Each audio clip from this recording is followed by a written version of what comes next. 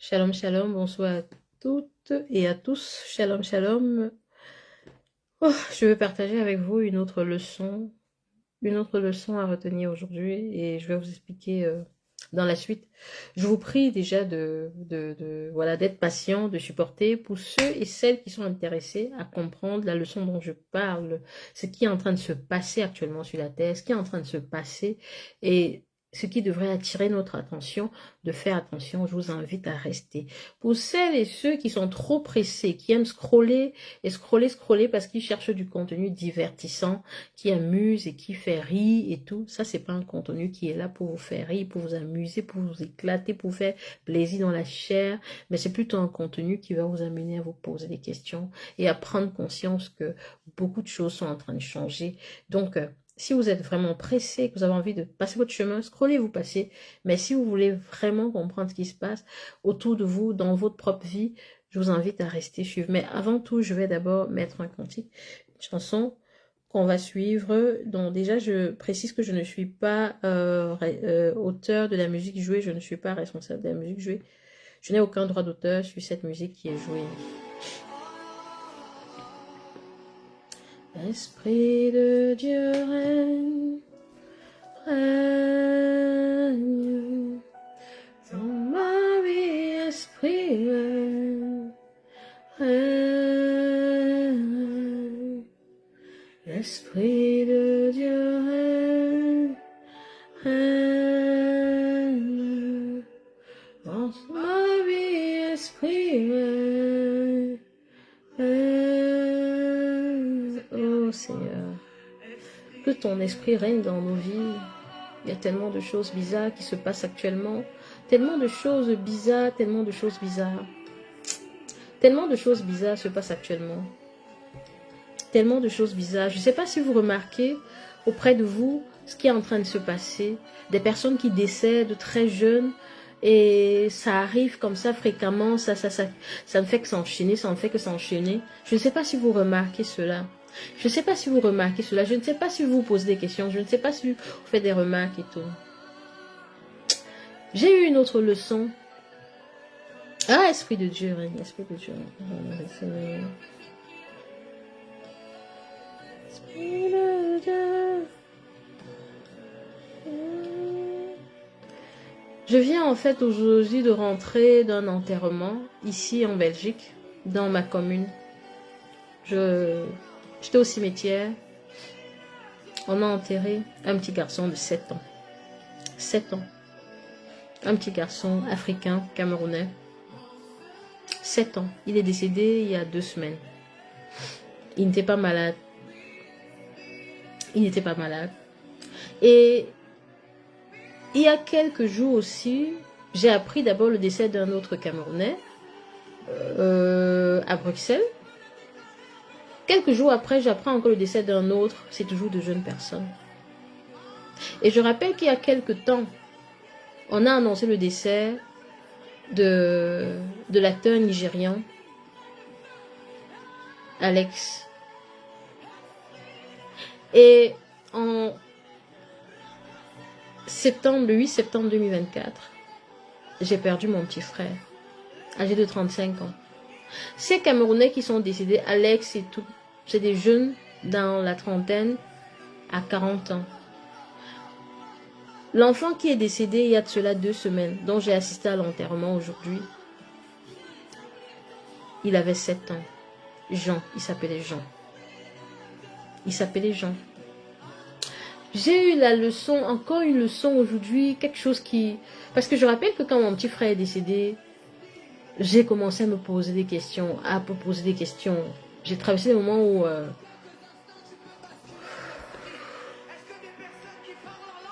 Aujourd'hui, déjà hier, lorsqu'on est arrivé au funérarium, pour dire au revoir à Jean, et aujourd'hui à l'enterrement, d'accord, je me posais des questions. La vie. Ah Seigneur, Esprit de Dieu, Saint-Esprit, cette vie où on marche, Cette vie où on marche, parfois où on frappe la poitrine, on se croit très fort. Cette vie où on se dit très fort. Cette vie où on bagarre. Cette vie où on se vante parce qu'on possède on possède cela. Cette vie où on cherche à maltraiter les autres, à torturer les autres parce que peut-être on a de l'argent, on a ci ou ça. Cette vie où on croit que parce qu'on est au-dessus des autres, peut-être financièrement, ou parce qu'on est ci, ou parce qu'on est homme, parce qu'on est femme, parce que je ne sais pas quoi, parce qu'on est issu de telle famille, peut-être riche. Cette vie où on croit que non, parce qu'on possède ci, parce qu'on est au-dessus des autres. Nul n'est au-dessus de personne d'autre. Non, non, non, non, non, non. Quand je dis nul n'est au-dessus, je suis en train de dire qu'il faut manquer de respect aux autorités, aux parents, aux aînés. Non, je parle pas de ça. Je veux dire, l'être humain ne s'appartient même pas. L'être humain ne s'appartient pas. Tu ne t'appartiens pas. Parce que c'est quand tu rentres quand tu vis ce genre de phénomène, que tu te rends compte que tu ne t'appartiens pas. Tu ne t'appartiens pas. Tu as un créateur qui t'a envoyé sur la terre pour une mission. Et pour que tu existes sur cette terre, un corps a été manifesté pour que ton esprit soit plongé dans ce corps et que tu fasses ton coup de chemin sur cette terre. Mais arrive le moment où le Créateur va permettre que tu quittes. Ça ne voudrait pas dire que c'est lui qui occasionne toujours tout départ. Il y a des départs que c'est lui qui occasionne, mais il y a des départs qui sont orchestrés par le malin et ses agents. Mais parfois, il peut y avoir des orchestrations où Dieu bloque. Mais parfois, il y a des choses où Dieu permet que ça passe. Parce que Dieu est puissant. Il peut tout arrêter. Il peut mettre fin à tout. Mais lorsqu'au tribunal céleste, là, lorsqu'au tribunal, il y a un truc où on siège, où on est en train de dire que voilà, ton nom est cité et qu'on on veut finir avec toi. J'ai envie qu'on prenne conscience que la vie est d'abord spirituelle. La vie est d'abord spirituelle. Dans le monde invisible, il y a des choses qui se passent que nous ne voyons pas. Il y a des choses qui se passent que nous ne voyons pas. Nous vivons notre existence tellement l'humain, on s'est concentré sur nos maisons, on a des voitures, on mange, on gagne de l'argent et tout. Du coup, beaucoup de choses, on ne prend pas conscience. Rendez-vous compte. Les jeunes personnes qui ne font que partir, les jeunes personnes qui ne font que partir. Et posez-vous la question, le but de notre existence, c'est quoi? Ça va demander à chacun de s'asseoir, de se dire, Seigneur, est-ce que je suis en train de marcher comme tu as demandé? Parce qu'à la fin, quand tu vois des personnes partir de cette façon, brusquement, ça peut arriver, au juste ça peut arriver à n'importe qui. Ces jeunes, ces personnes à Bruxelles dont j'ai appris qu'ils sont décédés, ils n'étaient pas malades. Ils n'ont même pas été malades. Le petit Jean qui est décédé, ça fait 2 semaines. Lorsqu'on apprend, c'est ma fille en fait, qui nous dit, voilà, elle reçoit le newsletter de son école, l'école primaire où elle a fréquenté, puisqu'elle est maintenant au collège. Elle nous informe que voilà, il y a un petit garçon qui est décédé à l'école primaire où j'étais. Et du coup, je dis, elle me montre la photo, je dis, oh là là, c'est un jeune enfant africain. Je dis, oh là là, certainement, les parents doivent vivre dans la ville, la commune, voilà. Si l'enfant fréquentait dans le coin. Et on dit, mais on a envie d'aller rendre visite à la famille, au moins leur dit Yako. Et le lendemain, il y a un tonton qui nous appelle, qui nous parle de ce décès. On dit, ah oui, on a appris, il dit, voilà, c'est des Camerounais et tout. Et alors, le soir, on a demandé au tonton de nous indiquer, il nous a indiqué la maison. On est arrivé là-bas, on a trouvé la maman. Et puis, on a trouvé la maman, les parents, la famille, vraiment. C'était des Camerounais. On ne savait même pas au départ. On se dit, ok, on y va saluer. Mais Jean n'était pas malade. Jean n'était pas malade. Jean est sorti ce samedi-là, samedi 12 mai, pour aller... je ne sais pas si c'était le 10 mai, c'était quoi. Il y a de cela 2 semaines en tout cas. Il est sorti, il est allé au foot, aux entraînements avec son papa. Son papa l'a accompagné à Gand, dans la ville de Gand. Il est arrivé là-bas, il y avait des trucs d'attraction, château gonflable et tout. Et je ne sais pas ce qui s'est passé, je ne sais pas. Apparemment, le château gonflable a lâché je ne sais pas trop quoi. Ça l'a percuté quelque part, il est allé peut-être un côté de son corps frapper quelque part. Il y a dû avoir destruction à l'intérieur. Là, je ne sais pas si lesquels organes ont été touchés. Je ne sais pas trop ce qui s'est passé. Mais l'ambulance qui arrive et tout. On le prend, on l'amène à l'hôpital. Mais à l'hôpital, il n'a pas survécu. Jean est passé de l'autre côté. Mais Jean n'était pas malade. Jean n'était pas malade. Hier, au funérarium, Jean était couché là comme s'il dormait. Aujourd'hui, les témoignages à l'église, c'était foudroyant. Et les enseignants, la directrice de l'école et le club de foot, les témoignages, Jean était une étoile. Jean était un enfant exceptionnel. Quand tu écoutais les témoignages, 7 ans. C'était un enfant qui avait la pleine vie. C'était un enfant qui était amour. C'était un enfant qui donnait de la vie partout où il passait. Et c'était un dieu. Il jouait, on dit au foot, il jouait, il ne lâchait rien. Dans son école, on dit c'est lui qui amenait d'autres enfants à jouer, à bouger et tout. Jean était différent. Mais Jean nous a quittés. Si c'est Dieu qui l'a rappelé pour nous enseigner, pour nous montrer que voilà, peut-être qu'il a un message à donner. Mais si ce n'est pas le cas, si il y a eu des contrats dans le monde invisible pour on a décidé de mettre fin à sa vie, Seigneur, que ta justice soit rendue. Parce que ses parents souffrent, ça fait mal. Moi, je suis passée par là. J'ai souffert du décès de mon petit frère parce que mon petit frère était comme mon fils. J'ai souffert énormément. Et je sais ce que la maman de Jean, ses parents, son papa et sa maman doivent traverser. Parce que le plus dur même, c'est après l'enterrement. Les jours qui suivent après l'enterrement. C'est là où on vit vraiment le calvaire. Mais je parle vraiment pour nous amener à nous rendre compte que si on pense qu'on a encore trop de temps, si on est là, peut-être on nous parle de Dieu, on nous parle vraiment de ranger nos vies, et qu'on se dise qu'on a encore trop le temps. On n'a pas le temps, on ne sait pas quand est-ce qu'on part. On ne sait pas, peut-être aujourd'hui vous me regardez, vous me voyez là comme ça, mais vous ne savez pas si demain je serai encore là. Ou après-demain, vous ne savez combien de temps. On est là. Ce corps, c'est juste le passeport qui nous permet d'être là. Mais après, arrive un moment où on se retrouve du côté du Père. Mais prions Dieu qu'on se retrouve du côté du Père. Si on a arrangé nos vies et si on lui a confié nos vies, on va se retrouver à son côté. Mais si ça n'a pas été le cas, je parle aujourd'hui pour dire, sortons de la vaine manière de vivre. Sortons de la vaine manière de vivre. Sortons de la vaine manière. Ça arrive aux autres. Ça pourrait nous arriver aussi. Faut pas croire que, parce que oui, c'est des autres qui ont perdu des êtres chers, oui, on est là, tout va bien, on continue de dire qu'on s'habille, on s'attise son corps, on pas boire le vin, on s'amuse et tout. Et je veux aussi interpeller ceux qui se disent, non, voilà, si les gens décident comme ça, alors il faut que je vive ça à l'heure et tout. Ma soeur, mon frère, je vais te dire qu'après la vie physique sur cette terre, il y a une autre vie. Il y a une autre vie. Et ne rate pas cette vie-là. Ne rate pas cette vie-là. Parce que faudrait pas que tu te retrouves là-bas dans le caveau, il n'y aura que des cris.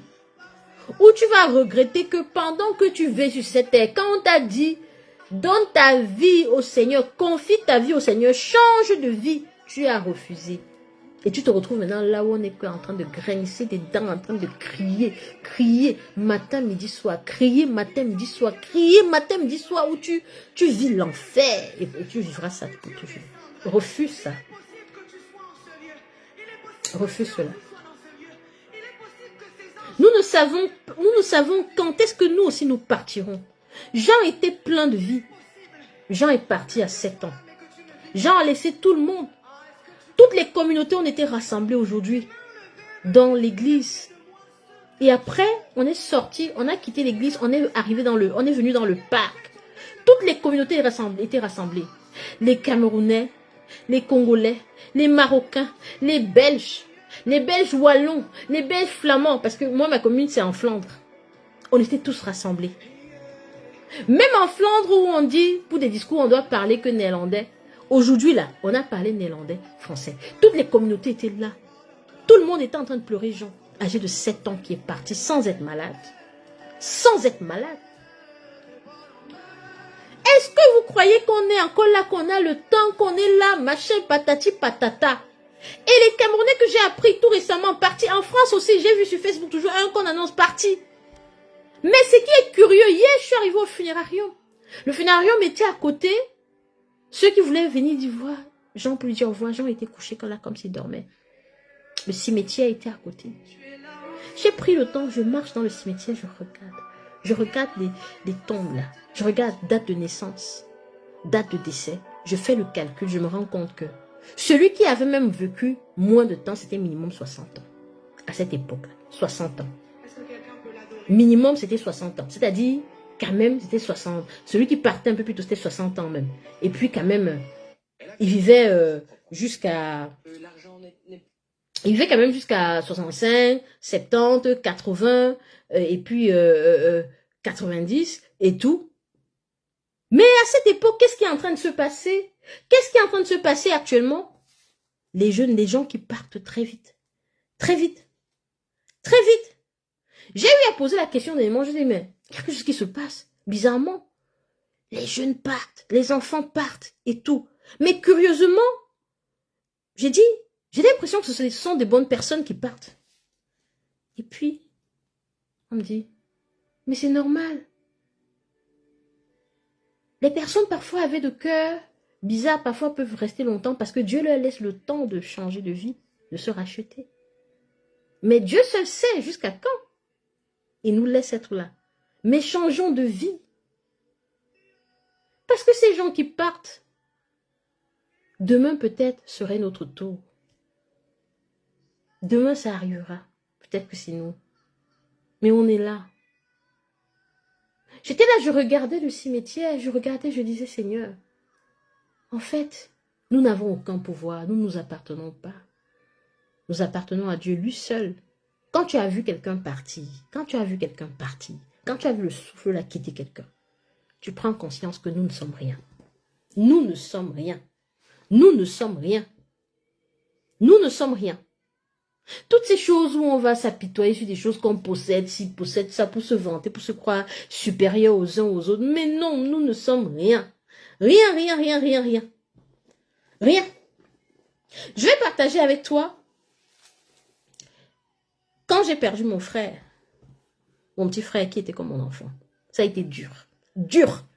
Je ne sais pas le degré de brisure que quelqu'un peut ressentir. La douleur que quelqu'un peut ressentir après avoir perdu un être cher. C'est une blessure qui fait mal. Mais quand j'ai lu le psaume 119, il y a des passages qui m'ont touché. Il y a des passages où il était écrit, Seigneur, ce qui m'est donné, c'est ta parole. Ce qui m'est donné, c'est ta parole. Moi, ça m'a touché. Je me suis rendue... Parce que quand mon frère part, je me rends compte que tout ce qui est là, ça n'a aucun sens. En fait, je vois quelqu'un partir, tu te dis, mais à la fin, si c'est parti comme ça, le souffle de vie quitte quelqu'un, mais en fait, tout ce que tu as passé ton temps à dire que je travaille, si je fais ça, parfois des choses qui t'empêchent même de suivre la parole de Dieu, des choses qui t'empêchent même de louer Dieu, des choses qui t'empêchent même de servir Dieu. Mais si après tu laisses toutes ces choses, tu pars, ça sert à quoi? Et quand je lis le psaume 119, qui dit, tout ce qui m'est donné, c'est ta parole. Par exemple, je vois, psaume 119, verset 55, qui dit, la nuit, je me rappelle ton nom, ô Éternel, et je garde ta loi. C'est là ce qui m'est propre. C'est là ce qui m'est propre. Ta loi. C'est là ce qui m'est propre. Car j'observe tes ordonnances. Ma part, ô Éternel, je le dis, c'est de garder tes paroles. C'est ce qui est pour nous. C'est ce qui est pour nous. Mais si nous vivons dans un monde, c'est vrai, il faut chercher des richesses, il faut tout faire. Oui, Dieu ne nous demande pas de rester dans la, je sais pas, dans la pauvreté et tout. Mais on doit premièrement chercher le royaume des cieux et sa justice. Premièrement, avant de quitter ce monde. Premièrement. Une chose aussi qui m'a vraiment touchée, c'est quand j'ai lu le livre de Job, pendant ce moment de détresse, où je vois Job qui a perdu, qui a tout perdu, ses enfants et tout, mais Job 1, 21, je vais lire. Je suis sorti nu du sein de ma mère, et nu je retournerai dans le sein de la terre. L'Éternel a donné, et l'Éternel a ôté ou repris. Que le nom de l'Éternel soit béni. L'Éternel a donné, l'Éternel a repris. C'est-à-dire, ses enfants, l'Éternel a donné, l'Éternel a repris. Ah, ça m'a touché. Moi qui pleurais tellement mon frère à ce moment, et me rappelant comment le souffle quittait son corps tout doucement, l'oxygène qui baissait tout doucement, j'ai commencé à réaliser que, en fait, nous ne nous appartenons pas. Dieu a voulu que nous soyons manifestés sur la terre, et arrive un moment où nous devons partir, et nous ne savons pas quand. Ici, je parle pour interpeller quiconque à se poser des questions, à regarder. Regarde autour de toi. Pose-toi des questions. Est-ce que tu ne vois pas des gens partir? Je te dis pas, je te demande pas d'être paranoïaque, non. Mais de prendre conscience que il faut revoir sa manière de vivre. Parce qu'aujourd'hui, les gens partent tellement vite. C'est plus comme avant où on se disait, c'est des personnes âgées qui partaient. Qu'est-ce que Jean, petit enfant? Comment est-ce qu'on peut expliquer qu'un petit enfant de 7 ans? Et ces derniers temps, c'est fréquent. Des hommes, des femmes, jeunes qui partent. Comment est-ce qu'on explique cela? Tout ce qui nous est donné, c'est la parole du Seigneur. C'est ce qui est pour nous. C'est ce qui est pour nous. Je vais également m'adresser à toutes ces personnes qui ont perdu des êtres chers. Qu'il est possible de guérir cette blessure-là. Oui. Le Seigneur m'a guéri. Ça a pris du temps, oui. Mais Dieu guérit.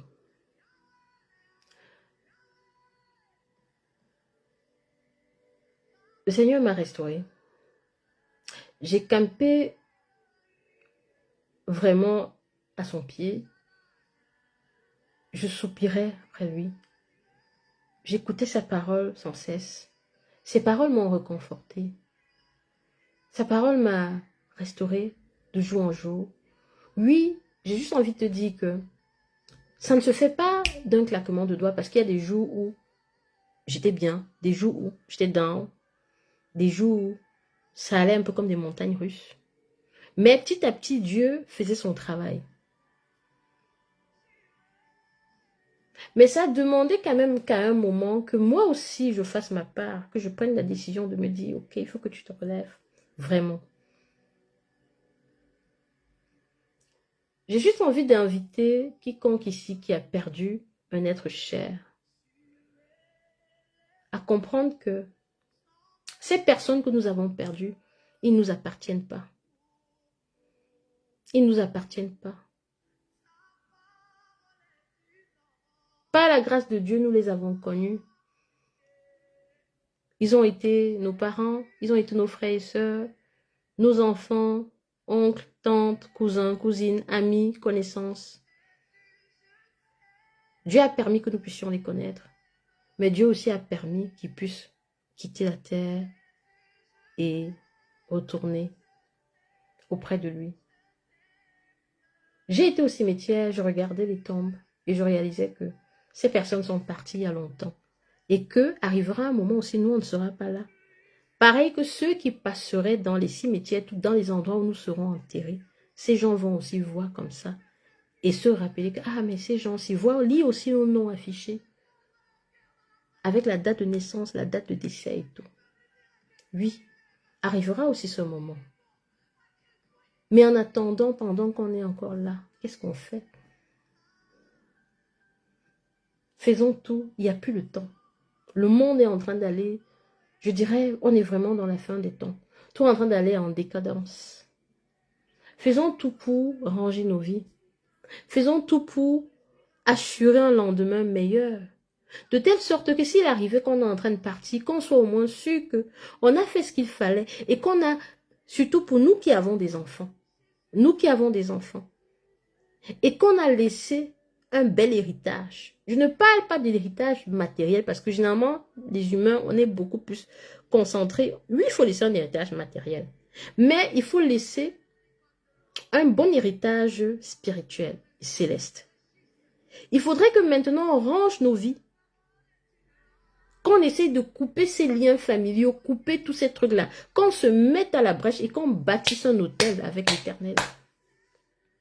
Qu'on fasse alliance avec Dieu, qu'on lui donne nos vies, qu'on lui confie nos vies, qu'on croit au Seigneur Jésus-Christ, qu'on bâtisse des liens avec l'Éternel, qu'on bâtisse un hôtel avec lui, une alliance avec lui forte, qu'on brise tous ces liens familiaux, territoriaux et tout, qu'on vive, qu'on se mette vraiment là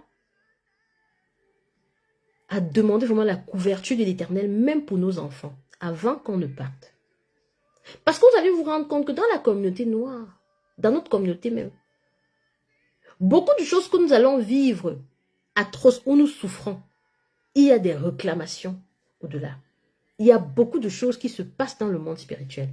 Et pourquoi? Parce que souvent les parents n'ont pas eu conscience qu'il fallait briser certaines choses. Et après, ça suit les enfants. Lorsqu'on dit que tu dois ranger ta vie, lorsqu'on dit que nous devons ranger nos vies, c'est parce que nos vies, on ne vit pas que pour nous. Ce que nous commettons comme acte aujourd'hui, c'est quelque chose qui va suivre nos enfants. Tout ce que nous faisons, tout ce que nous commettons, tout ce que nous allons suivre, tout ce que nous allons faire, tout ce que nous regardons, tout ce que nous touchons, tout ce que nous faisons là, ça ne se limite pas seulement à nous. Ça pourrait suivre nos enfants. Beaucoup de descendance de notre, c'est-à-dire les gens de notre communauté. Imaginez, vous regardez un peu toutes les souffrances qu'on vit. Parfois, on va juste être là à accuser les autres, à dire que non, les Occidentaux sont venus faire ci, faire cela. Ils ont fait ça, ils ont fait ci, ils ont fait cela. Mais il n'y a pas que à eux la seule responsabilité de truc. Il y a que nos parents aussi, à un moment, se sont détournés. On s'est détourné de Dieu. On s'est détourné de Dieu. On a pris d'autres voies. Des voies où on est dans des trucs d'idolâtrie, on est dans des traditions bizarres, on est dans des trucs, on est complètement hors de la parole. On a été hors. On est allé commencer à vivre des vies tellement selon le monde, au point où nous on a commencé, la descendance a commencé à subir des choses. À subir des choses. Il y a une autre vie. Il y a une autre vie. En dehors de cette vie physique que vous voyez, et tout se passe d'abord dans la vie invisible là, avant d'arriver sur la terre. Hier, par exemple, au funérarium, il y a une dame, une de mes clientes que j'ai rencontrée là-bas et qui avait pris des produits vraiment, et c'est elle qui m'a même reconnue, c'est elle qui est venue vers moi, ah, Flore et tout. Elle se présente, je dis, ah, sorry, je t'ai même pas reconnue et tout. Elle était venue aussi au funérarium et tout. Après, elle me dit, oh là là, la manière dont le petit est parti, il faudrait que la prochaine fois, le monsieur qui avait attaché le château gonflable, qu'il fasse bien, qu'il attache bien et tout et tout. Je lui ai dit, ma chère, là où tu vois là le monde-ci, parfois tu vas voir que le monsieur n'a pas bien attaché son truc et tout, jusque non, c'est un accident, il n'a pas, parfois tu n'as pas conscience de ce qui s'est passé dans le monde invisible. Parfois l'acte là où le truc n'a pas été bien attaché, n'a été que ce qu'il fallait faire pour expliquer son départ. Mais que dans le monde invisible, on avait peut-être l'enfant, si c'est pas Dieu qui l'a rappelé, bien sûr, si c'est pas Dieu qui a rappelé l'enfant, que peut-être dans le monde invisible, tout avait déjà été orchestré, où on avait fini à l'enfant, mais il fallait juste des trucs qui poussent des choses comme ça là, pour que l'enfant parte. Ah oui. Sorry, j'ai un appel. Oui, Noémie. Mais t'as pas les clés?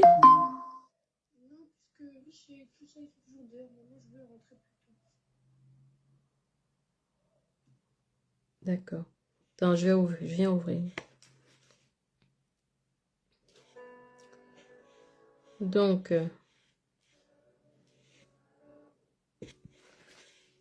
désolé, hein, c'est ma fille qui appelle. Je suis obligée d'aller ouvrir. Alors,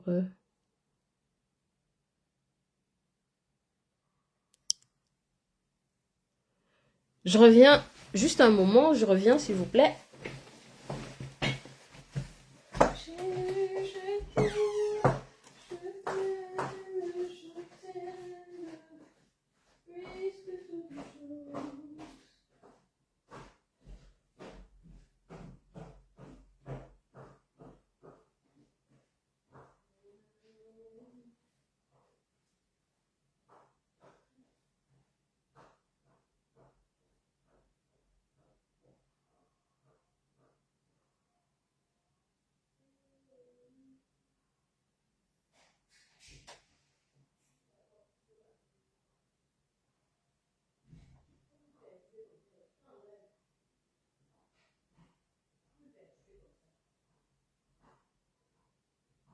Ça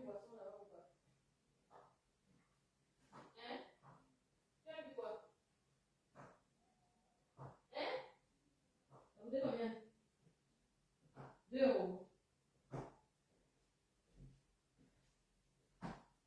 Pas de bruit, hein.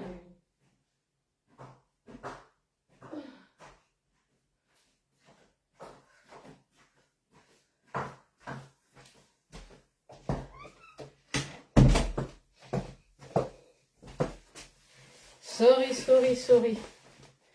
Fallait que j'ouvre la porte à la demoiselle.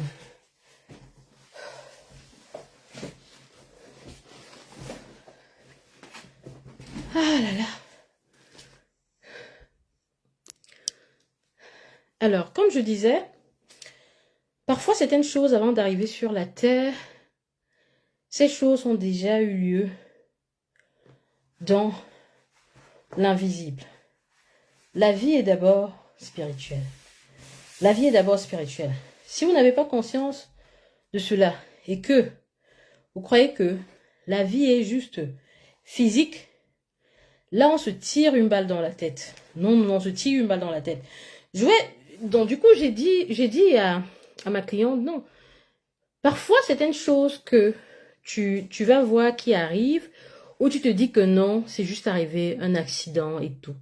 Ben, il y a un marché là qui se passe. Hein. Il y a un mouvement dans le monde invisible. Il y a tellement de choses qui se passent. Donc tu n'as même pas idée. Ou tu n'as même pas idée de ce qui se passe là.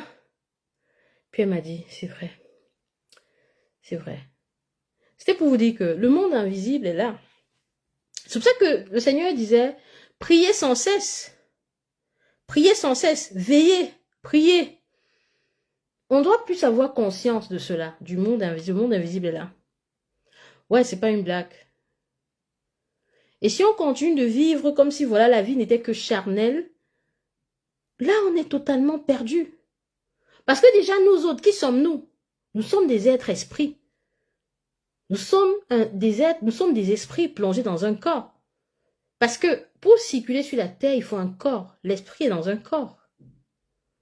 Et alors, si nous sommes esprits et vivons dans un corps, les choses ont d'abord lieu dans le monde spirituel avant de se manifester sur la terre.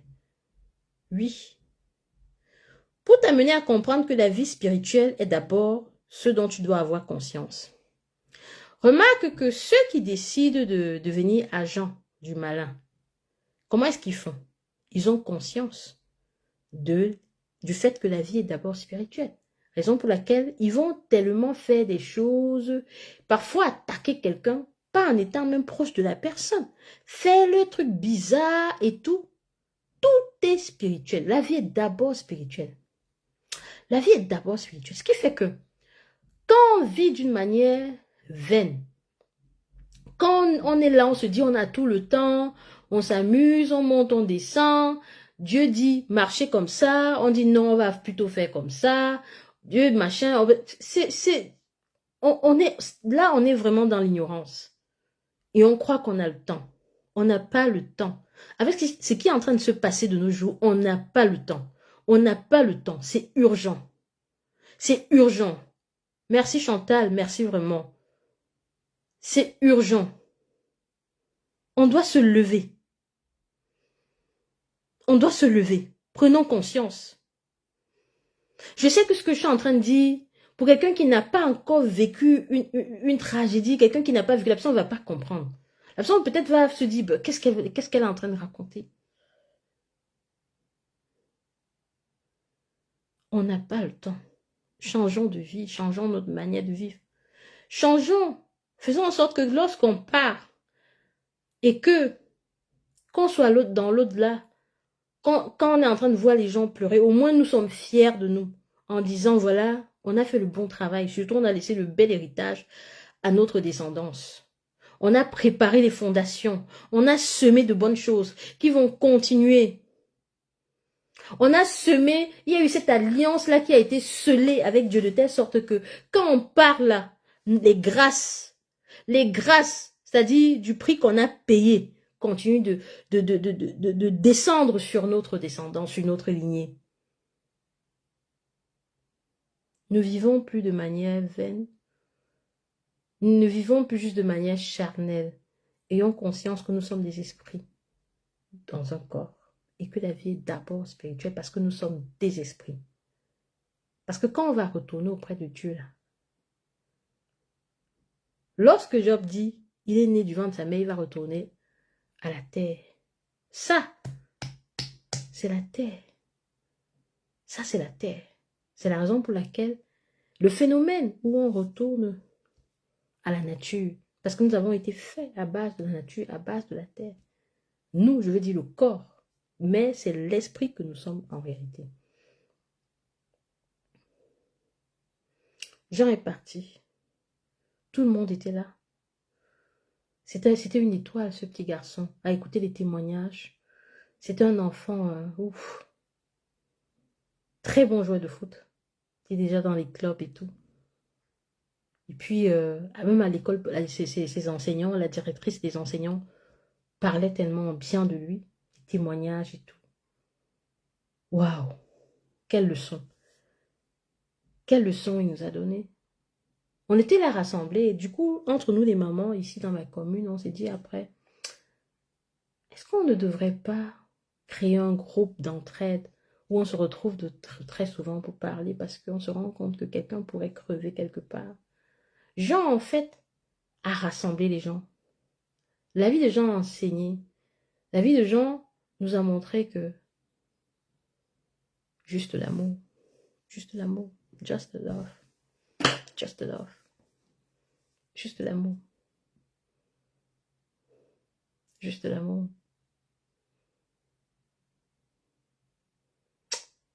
Ah Seigneur, rien ne nous appartient.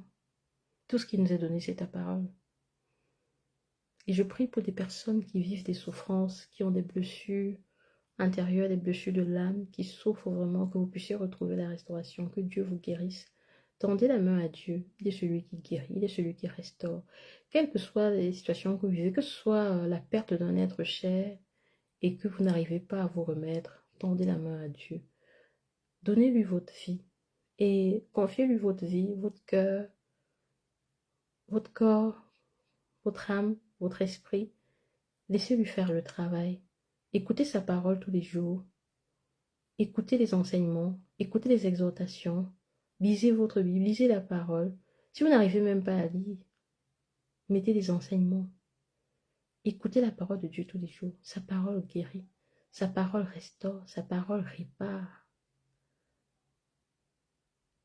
Écoutez sa parole. Sa parole répare. Parce que c'est ce qui est pour nous. C'est ce qui nous appartient. Nous avons été faits, nous avons été créés à partir de sa parole. Ce qui voudrait dire que quand il y a une anomalie, quand il y a quelque chose qui ne va pas, sa parole toujours, surtout intérieurement, vient réparer ce qui était brisé. Sa parole répare. Si vous souffrez également dans votre vie de couple, parce qu'aujourd'hui aussi les familles sont beaucoup attaquées, je m'adresse surtout ici aux femmes.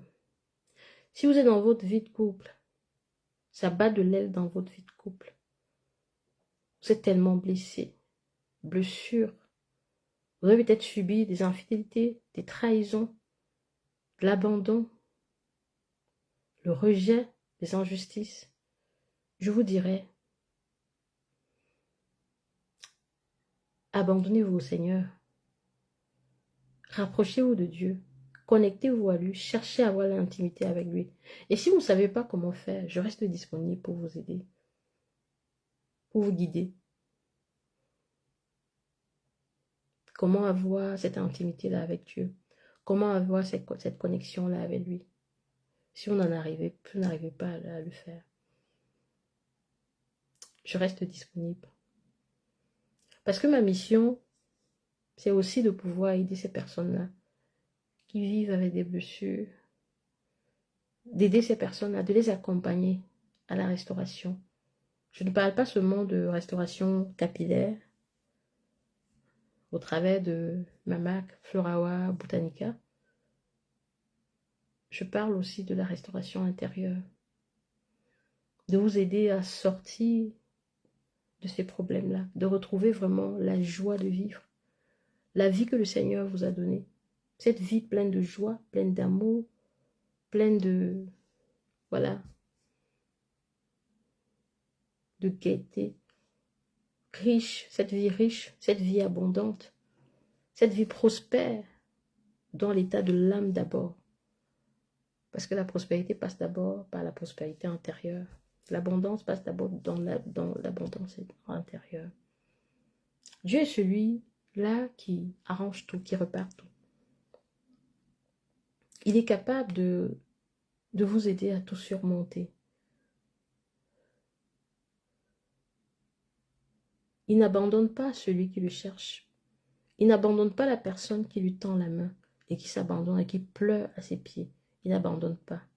Il est juste là, il attend que nous venions à lui, que nous lui disions « Pardon Seigneur, oui, moi-même j'ai commis des erreurs. Moi-même j'ai péché. Moi-même j'ai fait des mauvais choix. Moi-même je ne savais pas ce que je faisais. » Et il dit « Ok mon enfant, viens, je suis là. » Et il commence à faire le travail. Dieu n'abandonne personne. Il est amour. Il est amour. Peu importe ce que tu as fait, peu importe, ne te dis pas que tu es sale devant Dieu. Devant Dieu, on est nul n'est sale. Quel que soit ce que tu as vécu, quel que soit ce que tu as dans le passé, il est là. Il est là. C'est-à-dire, il ne te juge pas. Les hommes vont te juger, les hommes vont te critiquer. Les hommes vont te traiter de ci, de ça.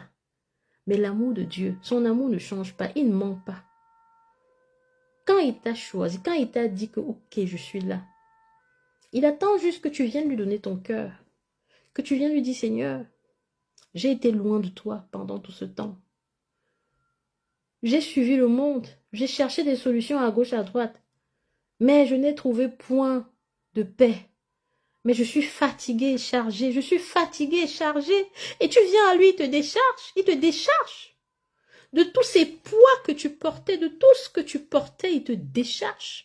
De toutes ces choses que tu portes, que tu subis, peut-être depuis ton enfance, peut-être depuis ta tendre enfance, tu n'as jamais reçu l'amour. Tu n'as jamais été amoureux, tu n'as jamais ressenti qu'on te dise qu'on t'aime. Tu n'as jamais été apprécié, tu as peut-être été rejeté, abandonné. Tu as vécu l'injustice, tu as été maltraité. Et peut-être même tu as traîné ces blessures-là, tu recherchais tellement l'affection que tu es une femme, peut-être tu allais rentrer dans une relation, tu déjà avec des blessures de l'enfance, tu es tombé sur un partenaire, tu as commencé à aimer, mais le partenaire aussi n'a pas su te montrer l'amour et du coup tu en souffres.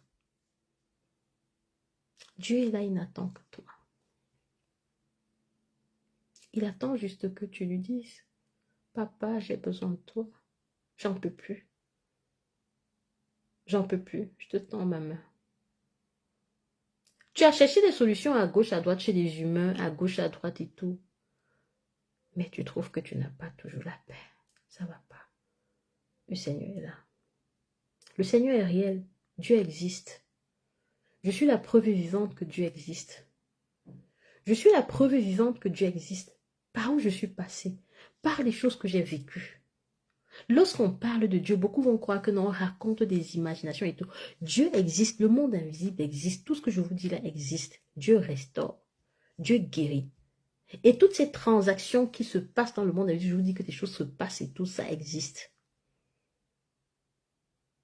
Alors si tu aimes tellement ta vie, si tu as la crainte de Dieu, si tu crois en ce Dieu-là, si tu es en train de remarquer autour de toi des choses bizarres tellement se passer, des gens qui partent tellement vite, des gens qui nous quittent brusquement de manière brusque, des gens qui tombent malades, tu ne sais même pas, tu ne comprends pas, des maladies à gauche, à droite, des personnes qui partent de manière brusque, des familles attaquées, parce que voilà aussi un autre phénomène, les familles tellement attaquées, des guerres partout, des disputes, des gens qui se cognent la tête, de désordre dans ce monde. Ah, je ne sais même pas quoi dire. Si tu remarques cela, la jalousie, la haine entre les humains, l'orgueil, l'égoïsme, tout ça. La jeunesse qui est en train d'aller dans tous les sens, les parents qui sont là dans les bagarres, les litiges, les personnes qui tombent malades, des maladies bizarres, les cancers à gauche, à droite et tout, des morts prématurées, AVC, patati patata, sans même être malade. Si tu es en train de remarquer toutes ces choses-là, et que tu te dises que tout va bien, et qu'il n'y a rien à changer, et que tu dois continuer de vivre une vie où tu ne prends pas conscience que il y a quelque chose qui est en train de se passer. C'est que là, tu ne sais pas encore. C'est peut-être parce que tu n'as pas encore été foudroyé par la douleur. Mais n'attends pas. Donne-toi au Seigneur actuellement. Et si tu es en train de vivre des souffrances atroces, quel que soit le problème, c'est un problème financier, Dieu est celui qui change tout. C'est un problème de maladie, c'est un problème dans ton couple, c'est un problème de restauration intérieure. Peut-être tu as vécu depuis ton enfance, on ne t'a jamais donné de l'affection, de l'amour. Tu t'es retrouvé seul, rejeté, abandonné et tout, maltraité, torturé. Et jusqu'au jour où tu continues de souffrir même en étant adulte. Dieu restaure les cœurs, Dieu guérit. Et je vous invite déjà à comprendre une chose. Ce que l'ennemi utilise le plus aujourd'hui pour vider les gens, c'est d'utiliser les parents pour blesser les enfants. Une fois que les enfants sont blessés, ils portent des blessures d'enfance. Ce sont des brèches pour que l'ennemi rentre, vider l'enfant. Maintenant, l'enfant va grandir avec les parents. Toi, le parent, n'étant pas restauré, pourtant, toi aimes déjà tes blessures. C'est pour ça qu'il est impératif pour un parent de chercher la restauration. Si tu sais que tu as grandi et que tu as vécu avec des blessures intérieures, des blessures émotionnelles, des blessures de l'âme, tu dois absolument chercher à être restauré. Parce qu'autrement, ta manière de te comporter, tu vas frustrer tes enfants. Tu vas détruire tes enfants. Tu vas les infliger des blessures qui ne seront que des brèches pour que l'ennemi puisse venir s'asseoir sur eux et avoir un droit d'égal sur eux pour les détruire. Et l'ennemi va venir faire quoi? Tes enfants qui vont être là où tu vas croire que tu as encore tes enfants, c'est que tu n'as que des coques vides. Tu n'as que des coques vides, des personnes qui ont été vidées de leur bénédiction, des personnes qui ont été vidées de leur grâce, des personnes qui ne vont pas. Si ces personnes ne rencontrent pas, si l'enfant par exemple grandit aussi, ne rencontre pas le Seigneur et ne suit pas la voie de la restauration, la personne aussi sera un adulte déséquilibré dans la société. Ça va être un adulte qui va aussi blesser beaucoup de monde. C'est la raison pour laquelle vous êtes en train de voir même dans les familles comment il y a des familles qui sont en train de s'éclater, des séparations, des divorces à gauche, à droite. Mais l'ennemi vise à attaquer la famille. Pourquoi? Parce qu'une fois que les parents qui ont déjà vécu aussi chez leurs parents respectifs, papa et maman, et qui n'ont pas connu l'amour, que les parents aussi les ont transmis des blessures, ils ont grandi avec des blessures d'enfance, ils arrivent à l'âge adulte, ils se marient, n'étant pas restaurés, n'allant pas vers la rencontre de Dieu en disant Seigneur, restaure mon cœur, restaure mon âme, restaure toutes ces choses-là que j'ai vécues, le manque d'amour, manque d'affection, le rejet, restaure. Parce que ces choses-là dont on parle, le rejet, l'abandon et tout ça détruit. Quand tu n'as pas connu la restauration, tu n'es pas équilibré. Du coup, parfois, ton enfant va faire une petite chose. Tu vas te retrouver en train de crier sur ton enfant. Dis-toi que toi, parent, qui crie sur ton enfant tout le temps ou qui dit, ah, tu fais toujours telle chose, tu fais ci, oh, tu machin, tu fais ça. Parce que toi-même, ton âme est là en train de crier, ça ne va pas. Petit truc, tu es déjà dans l'irritation, tu cries, tu es comme... Et tout. Tu infliges ça à tes enfants. Tes enfants se retrouvent dans la maison avec toi. Tu crois que non, parce qu'ils mangent, parce qu'ils ont un toit, parce que tu les achètes des jouets, parce que tu achètes ci, tu achètes ça, tu te dis que tout va bien. Mais ils sont en train de souffrir de l'intérieur. Tu n'as plus le temps de leur donner de l'affection, tu les conditions, oh, parce que s'ils ne font pas ça, tu aussi tu ne fais pas si tu fais pas. Surtout nous de la communauté afro-descendante. Posez-vous la question de savoir pourquoi nous, on dit que chez nous, on a l'or, on a tout, mais pourquoi on n'arrive pas à se mettre ensemble pour bâtir de grands projets, même dans la diaspora? Pourquoi? Les afro-descendants, pour beaucoup, la plupart portent des blessures. C'est la raison pour laquelle vous allez remarquer, même sur les réseaux, on s'insulte, des querelles et tout. Et ça, qu'est-ce que ça nourrit? Ça nourrit le monde maléfique, les ténèbres. Parce que L'énergie, les énergies sont sucées quand les gens sont en train de se disputer, se quereller. Et là, c'est parce qu'on porte des blessures, des blessures.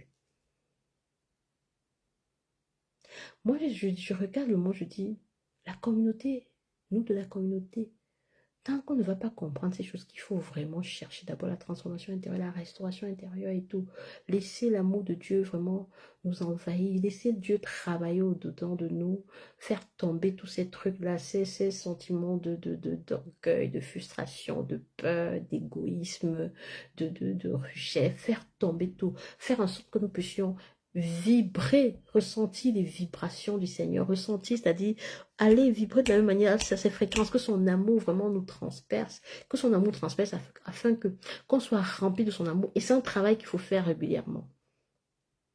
Afin que quand tu vois ta soeur ou ton frère africain, il n'y a plus ce sentiment de dire, si vous remarquez, il y a un truc entre nous, un esprit de concurrence, de jalousie et tout.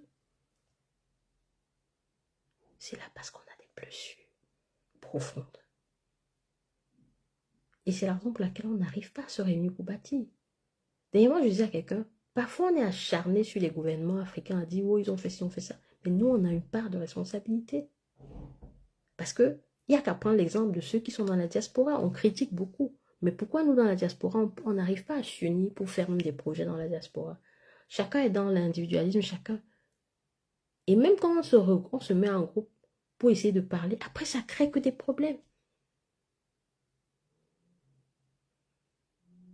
L'ennemi fait ça exprès. L'ennemi, pour détruire aujourd'hui, il fait en sorte que les gens puissent continuer de vivre dans des blessures. Comme ça, dans les familles, on les transmet au fur et à mesure. Quand l'enfant est tout petit, on vient déjà ne pas répondre à ses besoins. On vient déjà le plonger dans des douleurs profondes. Un être humain, c'est l'intérieur. Lorsque quelqu'un est brisé de l'intérieur, la personne pourrait devenir un danger dans le futur. Parce que la personne a été brisée de l'intérieur. Et tout commence dans la famille. Tout commence dans la famille. Donc, je suis juste en train de vous dire que donner sa vie à Dieu, c'est très important. Commencer à chercher sa parole, c'est très important. Parce que vous allez vous rendre compte que on a besoin de Dieu dans tous les domaines de notre vie. Que ce soit dans la vie professionnelle, entrepreneuriale, la vie de couple, la vie familiale, la relation avec ses enfants, la relation avec son époux, son épouse, la relation avec les amis, la relation avec les frères et sœurs, que ce soit dans le domaine de la créativité, dans tous les domaines, on a besoin de la parole. Sa parole, c'est notre prescription, c'est notre ordonnance, c'est tout. C'est la prescription, c'est l'ordonnance, c'est la notice, en fait, de comment est-ce que nous devons vivre. Prenons conscience que tout est en train de changer aussi vite et que tout est en train de s'accélérer, tout court. On n'a plus assez de temps. On n'a plus assez de temps. Et je voudrais, avant de clôturer, interpeller quelqu'un. Si tu sens que l'intimité que tu avais avec Dieu a baissé et que tu aimerais vraiment redonner ta vie, vraiment tisser ce lien avec lui, que tu n'arrives pas, tu ne sais pas par comment faire, par où commencer, je reste disponible pour t'aider, pour t'accompagner. Si tu as traversé des moments très difficiles, des problèmes peut-être depuis ton enfance, tu as manqué d'amour, d'affection, les parents n'ont pas été là vraiment pour donner toute l'affection qu'il fallait, peut-être un parent décédé, ça a été mon cas. Et après l'autre parent qui a été là, peut-être n'a pas su comment donner de l'amour, de l'affection. Si tu as vécu avec ce vide intérieur et que tu sens que tu es en train de souffrir et que même adulte, tu sens toujours qu'il y a quelque chose qui ne va pas, tu n'as pas la paix. Ou tu as peut-être vécu dans un couple où il y a eu des trahisons, tu t'es senti vraiment rejeté, maltraité. et tout. Je reste disponible. Si tu as envie de quelqu'un avec qui tu pourras prier, échanger. Je sais combien c'est difficile ces choses. Combien c'est ça qui va empêcher quelqu'un de vivre la vie que Dieu l'a envoyé vivre sur la terre. Parce que je suis cette personne-là qui a vécu toutes ces choses. Mais Dieu m'a sauvé, Dieu m'a restauré. Et Dieu continue de faire le travail. Et je sais combien de femmes, parce que j'en ai parlé avec plusieurs déjà jusqu'à aujourd'hui, vivent ce genre de situation. Et combien étaient presque en train de souffrir sans savoir, même en fait, en réalité, quel était le problème que j'ai pu aider.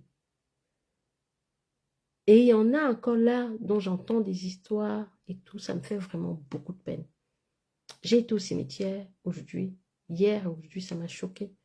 J'ai réalisé qu'un jour ou l'autre, nous partirons. Mais je me suis posé la question, est-ce que avant de partir, on aurait fait ce qu'on est venu faire sur Terre?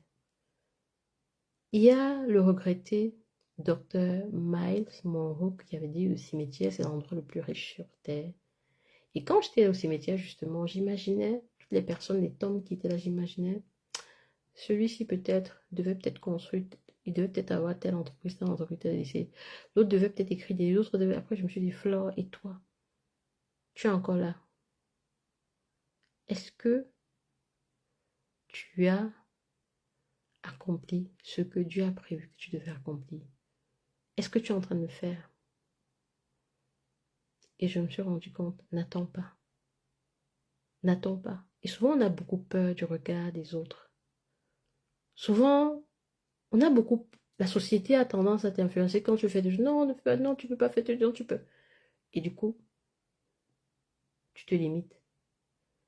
Peut-être cette idée-là te brûle à cœur de monter ce projet-là, de faire cette chose-là, d'écrire ce livre-là, de monter ce projet-là, d'aller vers ci, vers ça.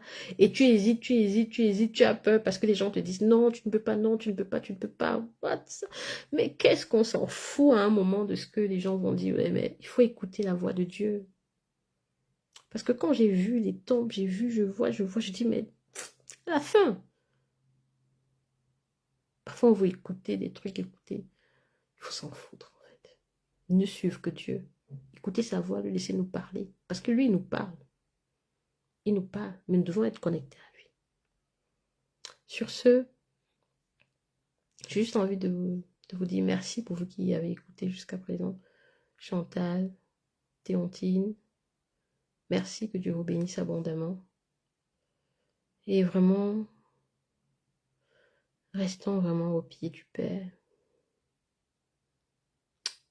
La vie nous enseigne tous les jours. Que Dieu restaure les cœurs brisés, que Dieu nous restaure, qu'il répare ce qui est brisé à l'intérieur de nous, parce que nous sommes là pour accomplir sa volonté, pour réaliser les rêves pour lesquels nous avons été formés et créés. Et nous sommes là pour résoudre des problèmes sur cette terre, pour aider d'autres personnes.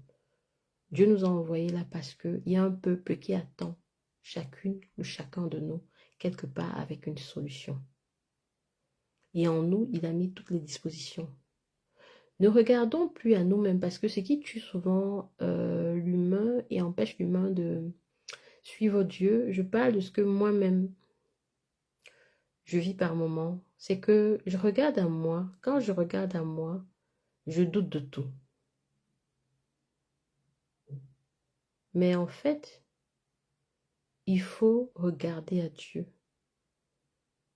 lui laisser nous parler, lui laisser prendre autorité sur nous et suivons juste la voie, obéissons. Mais ne pas regarder à nous. Parce que si nous devons regarder à nous-mêmes là, nous n'allons rien faire. Nous allons croire qu'on ne peut pas. Effectivement, oui, si on regarde à nous, ça dit regarder que la chair. Parce que le plus souvent, quand on dit regarder à nous, on doit plutôt regarder le volet de l'esprit. Mais le plus souvent, on regarde beaucoup plus le volet corps, âme et corps, qui sont très faibles. Et ça nous pousse à douter. Par contre, si on regarde le volet esprit, on prend conscience que nous sommes esprits et que nous avons été créés à l'image de Dieu et à sa ressemblance. Lui qui est fort, puissant, omniprésent, omnipotent. Alors, à ce moment, on croit que oui, nous sommes fortes et forts et qu'on peut tout. Ça change tout. Ça change tout. Donc, nous nous engageons ensemble à répéter ça tout le temps, à avoir ce regard-là tout le temps et à hacker notre cerveau parce que le cerveau a tendance à nous amener dans tous les sens. Et alors, on doit recadrer et nous répéter ces paroles-là tout le temps. Je suis esprit créé à l'image de Dieu, vivant dans un corps qui a été formé. Mais je suis esprit créé à l'image et à la ressemblance de Dieu qui est fort, puissant, omnipotent, omniprésent. Amour, alors je suis puissante,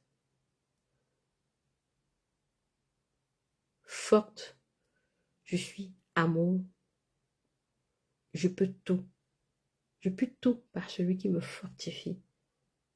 Et en ce moment, ça change, ça shift le mindset. Donc sur ce, que Dieu vous bénisse abondamment. Bonne soirée et bon week-end encore et bonne fête de la Pentecôte. Que Dieu vous bénisse. Ciao.